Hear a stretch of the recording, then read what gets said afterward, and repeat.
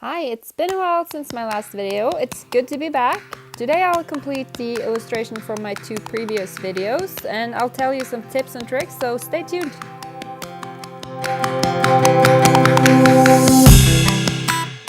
Even though it's a tiny half moon, it's pretty expressive. Uh-oh!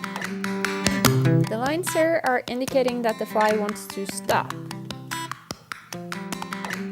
while these two simple lines indicates that he wants to grab and save his friend.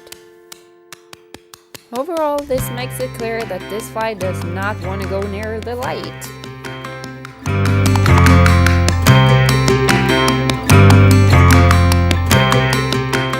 The legs on the first fly, however, is indicating he's flying towards the light, and his stare and happy smile accounts for different opinions, so he's definitely going for it.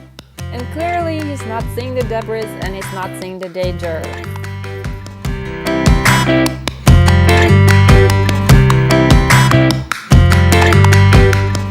Connecting the dots, adding the reflection of the light to the second fly.